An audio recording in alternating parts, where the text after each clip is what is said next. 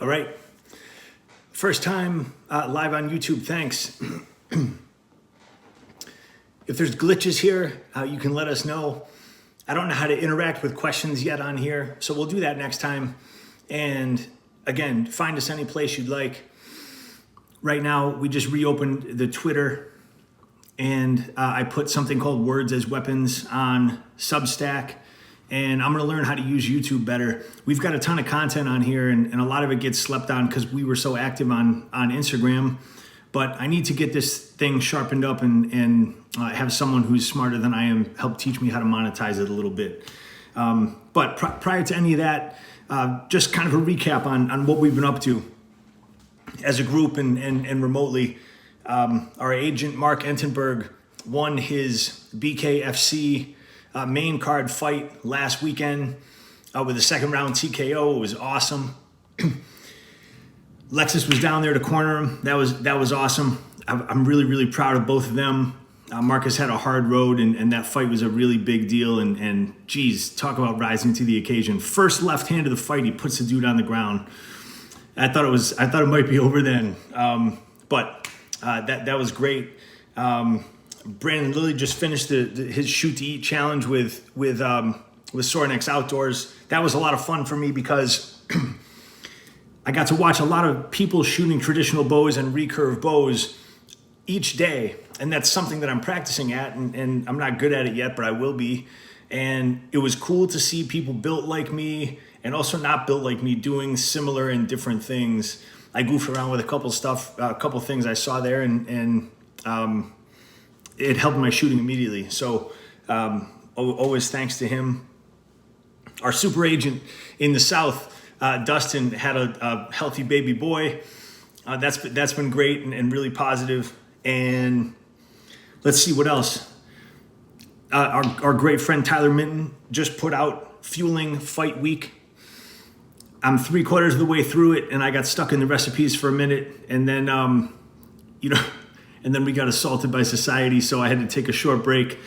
But it is sharp and simple, and in my opinion, same as when he initially told me about the concept, transcends Fight Week completely.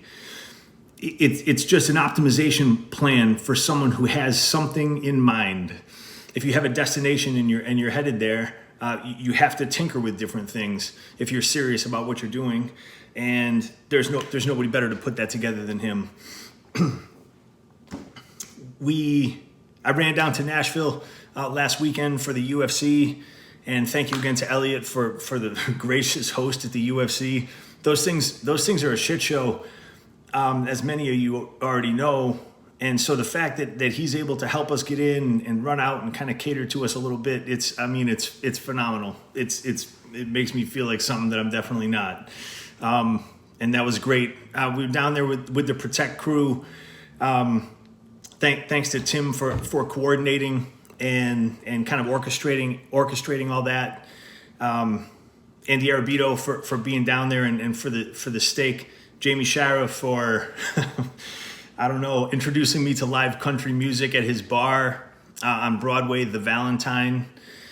It was really nice to be in a scene that wild. Definitely not my cup of tea at all. and be able to go and sit down somewhere without waiting for a drink for 9 hours.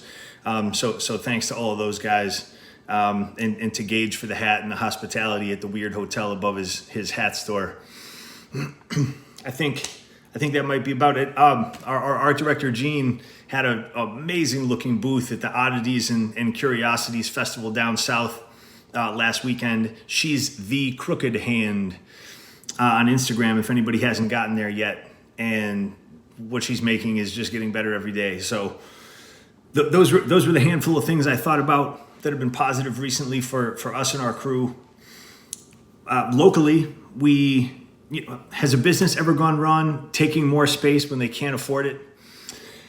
So we took a small rectangle next to our current rectangle because it was available, and the building has changed hands recently, which is extremely positive, and they would have rented that space in a heartbeat. There's another weird place in Rochester called the Hungerford, and for a long, long time. I've been in that building in some form or another for, longer than I would like to say, almost 30 years. And it's always been this weirdly curated kind of just kind of ramshackle art collective thing. It's a business, of course. Someone owns it. You pay them rent. But there were people living in there. There were people building stuff in there. There was martial arts in there. There was every manner of everything. It got to be where there was like people tattooing others in there. Wacko that we know used to walk around the building in a ghillie suit. We had bikes stolen from a ramp room that we had in there. We broke into another room and got them back. The place was bananas forever. We had a lot of our businesses there. But they changed ownership recently too and displaced all of the weirdos. Rent went sky high. Lots of the stuff that they were trying to implement was just kind of not going to work with those types of folks, and wouldn't have worked with us either. So space is a hot commodity. We took this space. It's getting sharpened up this week. Dustin, our friend at Sorinex, helped us get flooring sorted, and our friend Shelton at the military helped me pay for it by bringing me down there a couple weeks ago. So it's a bad investment, but it's a good investment. If we didn't take it, we never would have gotten it. We're a couple members shy of a Happy Meal, and so we just got to get our act together. But that's basically what's been up with us locally. By next week, we'll have a new little space, and I'll have a rubber deer indoors, so that'll be interesting. And I guess aside from that, we got pushed off of Instagram yesterday. And when I say pushed off, I mean every account that we have ever created, whether it be ones you guys have seen or ones that were for projects that were upcoming, collaborative projects, things like that, gone in a moment. And, I guess when you own the world in the way that some of these companies own the world, you don't have to be accountable to anybody. We got zero explanation. Still really don't have any actual idea why. We can always guess why we get bounced off of things or looked at with a side eye or whatever. But the reality is we help people for a living. And the stuff that I share that's culturally oriented or loosely politically oriented is topical and important. And the reason we share it is because we reached a very wide, diverse audience with varied perspectives, and it almost always led to some type of great discourse. And the other nice thing is there was a camaraderie to it, because a lot of what we would share was a quick editorial on something that was just absolutely, totally fucked. And you get people from everything's, people from strength and conditioning, people from martial arts, people from hardcore and bike riding and everything, all agreeing on these things. And if anything, what we like to do is connect a very strange audience and kind of let them intersperse with each other. It's a source of great pride that I've been able to integrate many things I've been involved with since I was a kid all together. It was one of those weird culminations even at Convergence this year. We had a former professional fighter, a hardcore singer that I've looked at for 30 years and been a huge fan of. And then about 1 million people in that room from every different background in the world, BMX and otherwise. So that's always been something that's been a really big deal to me. And so losing the platform on Instagram is less a volume game and more a game of right now. I need to make sure that we can finish the conversations that we had open. I would be lying if I said I wasn't stressed out how we were going to sell things. Because that was really the way that we were selling things, anything, honestly. It's a pretty evil thing to do to a small business with no anything, notice or ability to pivot or collect your data or anything. But if I really had to be honest about it, the reason that I've been so stressed out about it since it occurred yesterday in the morning is just the fact that I had 15 or 20 unfinished conversations on that platform with people that I give an actual true fuck about. And that upsets me because we don't abandon people. It's the opposite of what we do. If I could be accused of anything, it would be going into the fucking ground for people that don't deserve it.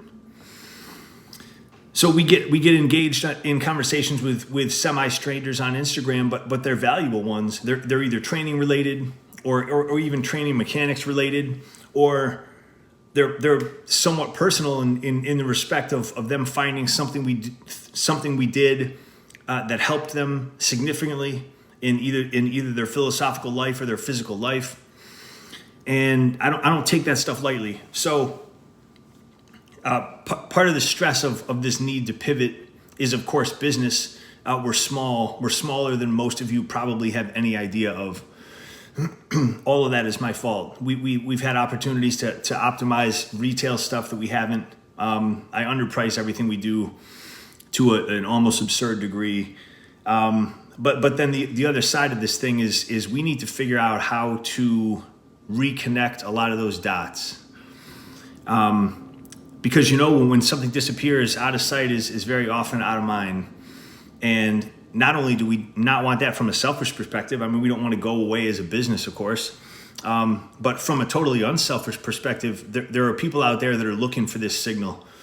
And while that always feels strange to me, it's also something that I take enormous amount of pride in. I want to be the pirate signal in this fucked up world that we're in right now. So we're going to do more here, but I'm also, and I truly mean this, open to suggestions that are sensible. We've gotten in the last 24 hours 50 different platform ideas sent to us. I'm not super tech savvy. A lot of that stuff I'm not going to use. And the other thing is the redundancy of information in the world is nothing that I want to contribute to. The reason that we focused on Instagram is because it suited what we wanted to do. It would take a long form video with a reasonable length caption. That's important. We like to say the why and the what, not one or the other. And sometimes that takes more than 30 seconds. So it worked for us in that respect. YouTube will work for us in that respect somewhat. And then the shorter bursts of stuff we're going to try on Twitter. There's a remote possibility that we may get some type of resurgence on Instagram. We've got some smart people trying to help us with some smart things, but there's a pretty reasonable chance that we won't. So that's where that is. There's not really a hell of a lot more to say about it than that. It's all well and good to see memes about censorship and things like that. But the reality of being able to simply be chopped off at the knees as a small business using a platform that admittedly foolishly put trust in is something very, very new, sour sign of our sour times. But it's really one of those things that you can't predict until it's there.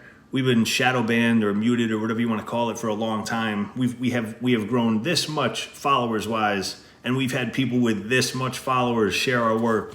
That's not how the equation goes. But the end to that story is it would be really easy to cry over spilled milk, and that's what I was doing today.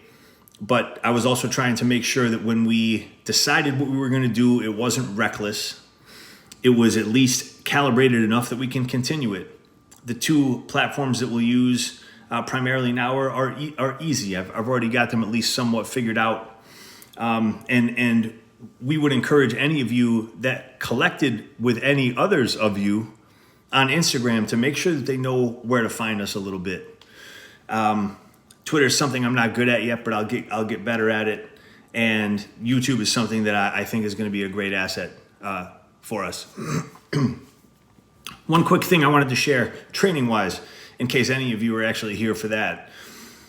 Something we've been seeing improved success with, even since Convergence and even since we taught it for a while prior to that, is if you're using a mace, if you're using a sledgehammer, and you're also squatting a barbell, and you're finding that holding the hands together is creating a postural defect that you wouldn't have with the barbell, or that wouldn't be permitted with the barbell, the solution is certainly not rocket science. leave the bottom hand at the bottom, but slide the top hand up only as much as you absolutely need to replicate the perfect posture that you'll need when you're wearing an enormous amount of weight on you.